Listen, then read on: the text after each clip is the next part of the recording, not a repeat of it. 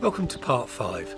Now this covers the months of July and August 2020. It was all shot on video at the time, the first one being shot just on a camera phone. I then progressed to a stills camera, but I had to narrate that afterwards, and finally I got onto a video camera.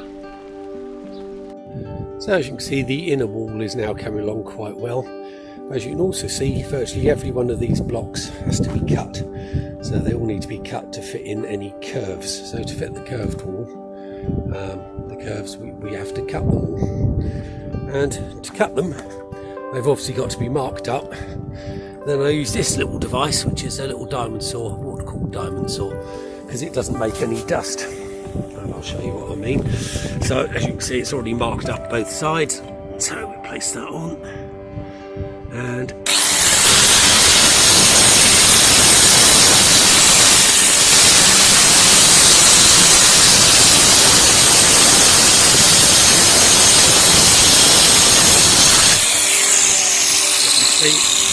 nice neat cut. We do that both sides and just break the block open.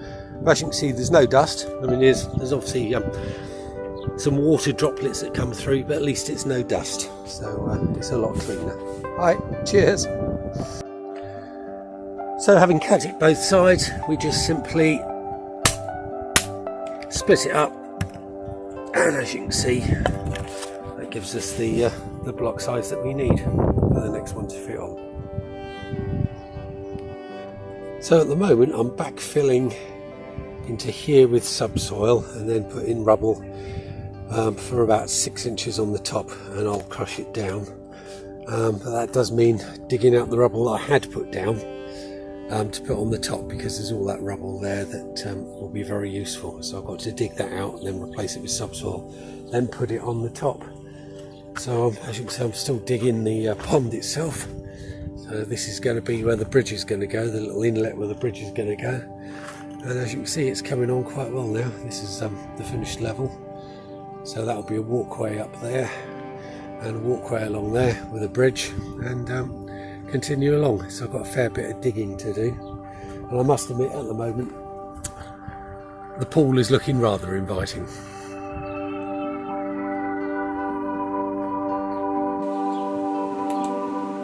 So here's a quick pond update.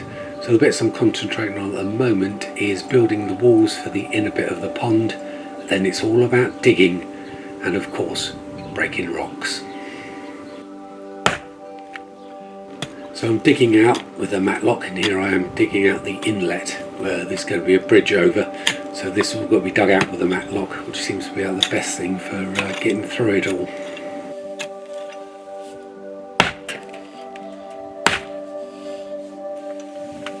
And then of course it's all got to go somewhere. So the easiest bit is all in the bucket. And all carried by hand and emptied out, and of course once it's emptied I just tamp it down, each layer.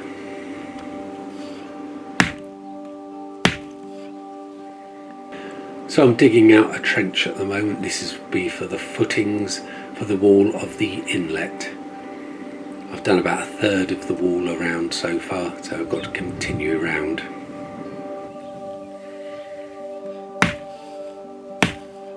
And I'm holding all the rubble in with a simple stakes.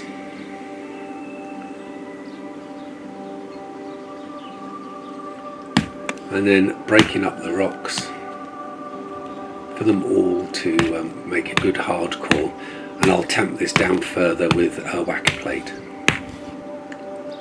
So as you can see, these will be the paths and the other bits will be for the planting. So I've got plenty to do to keep me busy. It really is hard labour, breaking rocks, digging. Cheers!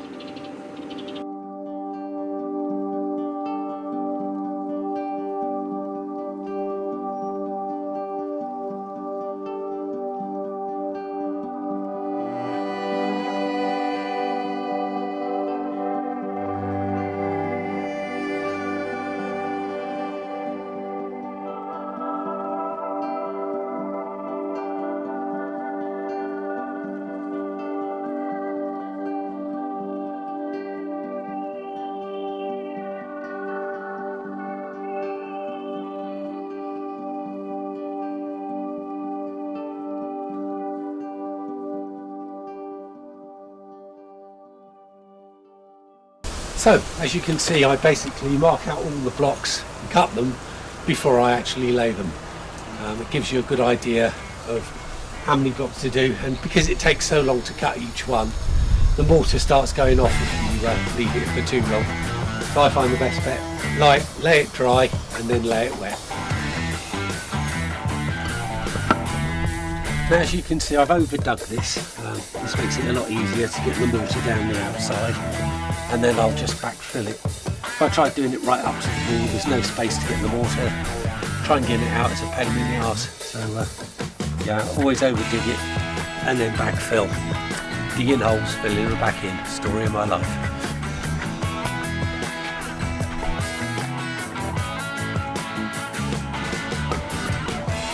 Let me see. Gives me a line.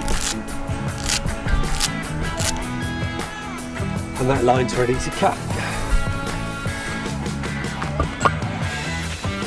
So I just get a ruler, make sure it's going right the way across.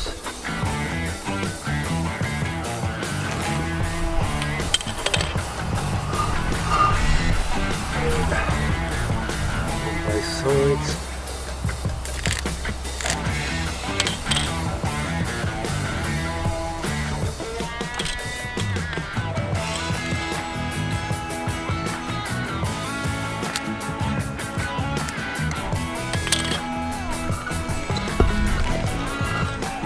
Both sides marked.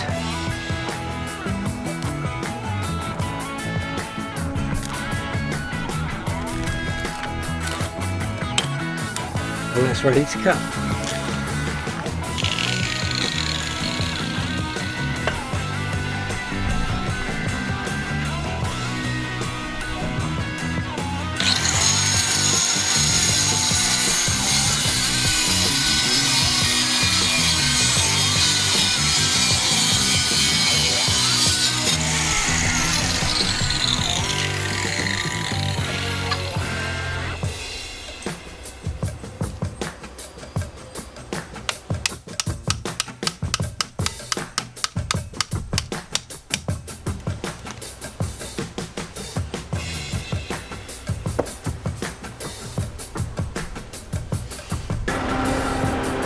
Going to slot in there and then ready for the next cut.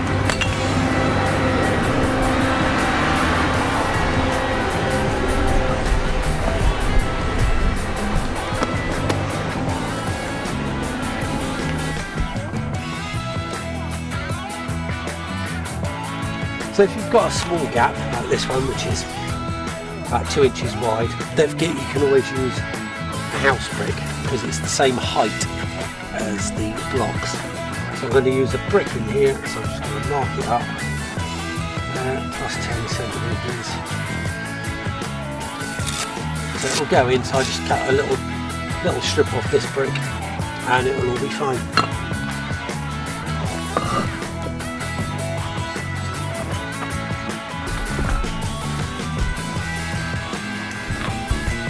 And there's that bit. Ready to fit in.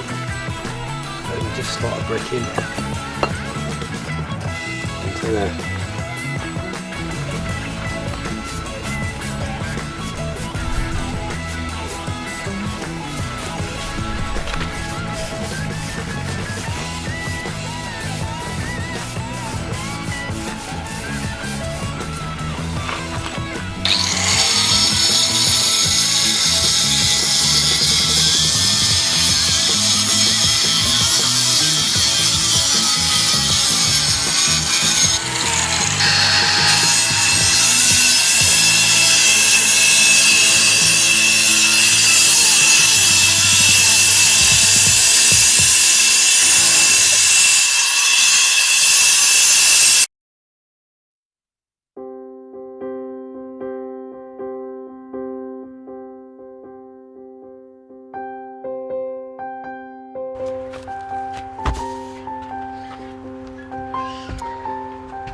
So I thought I'd check the levels this morning before I did anything else. So it's a nice long flat bit of wood and put my level on just to check, because obviously there's a pond going in here and water finds its own level. And what I found out when I put this spirit level on is that it's not very level. It looks like it's about an inch out. So I thought I'd just spin it round. So when I spin the spirit level round, it now looks like it's about 3 or 4 millimeters out that end, which is odd. It also means this level is no good. So I had to go and buy a new level. So with the new level, we can see it needs to come up that end about 5 mil, and still has to come up that end about 5 mil. So it's nice having a level that is level.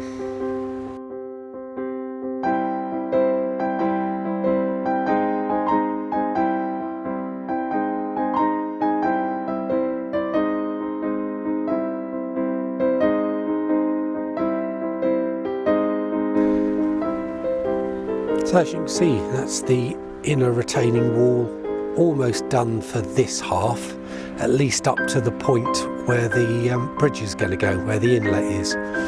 Now, talking about that inlet, I decided that originally I was going to do it at 90 degrees to the retaining wall at the back, to our boundary wall. And I thought that just looked wrong. It really did look wrong. So I've taken it at an angle, and that angle basically faces the top of the steps where you come up from the round patio at the front. And that means from the house, you get an oblique view of it. And I thought it was quite nice having an oblique view from that sort of point of view. And it looks less like it comes straight out of a wall then. It looks a little bit more natural. So I'm starting to think about where the focal points are going to be, and just sort those out. And basically, if you start digging and it looks wrong, change it. It's only a matter of having to re-dig and fill back in. It's a lot easier doing that now than it is later. So if it looks wrong, redo it.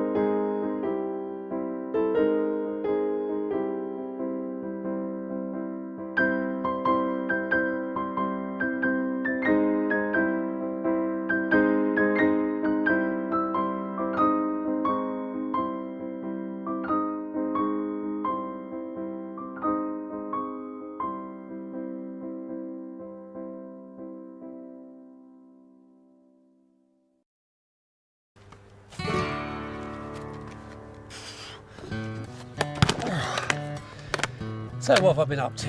Oh, mostly I've been digging out the shape of the pond, which is a lot of digging, and I'm just getting ready now to put in the foundations for the rest of the internal wall for the pond. I've got that last bit to do. I also found out I needed to build a separate piece for the filter for the skimmer to go into, which is into the far corner there. And obviously it needs to be the same level as the pond, so I had to dig out that extra area as well. And then I'll just have to build an internal wall for it to sit in, so that can sit dry with the pond the other side.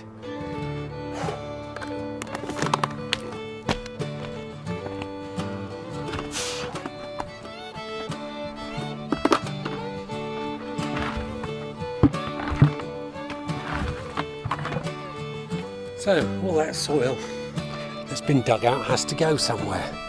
I've done a big pile here at the front, which is ready to backfill when I've built the internal walls.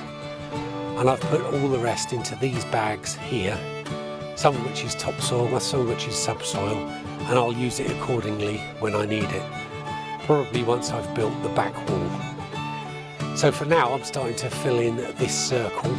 Too much. I have to move the stone out from the middle and stack it. And I'm stacking it here ready to build the back wall.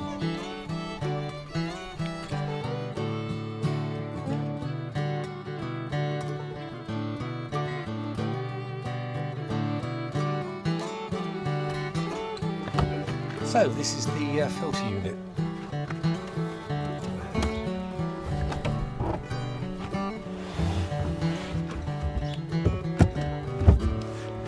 And the filter unit is basically going to go in here. So I'm going to have a wall coming along here for the pond, another one here, so it'll be effectively a boxed off bit. Now this filter will be for the skimmer unit, which is going to go into the wall here.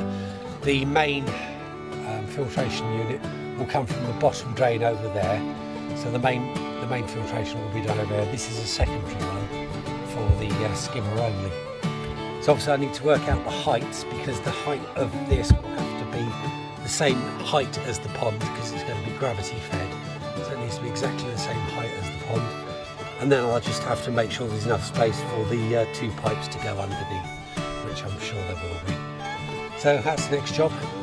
Work out exactly where this is going and get the wall built.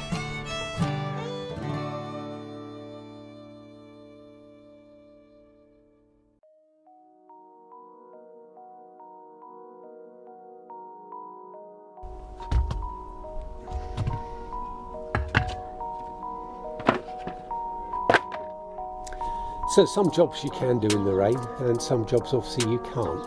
Concreting, luckily, is one of those jobs you can do. That's what I did yesterday. Now this took about 7 full loads. It's 6 to 8 inches thick, and I've reinforced it with 2 steel rods right the way round, so it's reinforced concrete right the way round. I'm just removing the shuttering now, simply because this end the ground level was a little bit low, and the other end the ground level was a little bit high. I'll get all those levels sorted out when I backfill the pond and just sort out the levels, and I'll make sure everything is flowing down towards that bottom drain over in the corner. Now of course in this corner, as I build the wall, I'm going to be putting in the skimmer unit, and behind this wall I'm going to be putting a level of concrete here for the filter unit to sit on, and another little retaining wall in here, but I'll do that all in one go after this wall is built, and that's the next job, getting this wall done.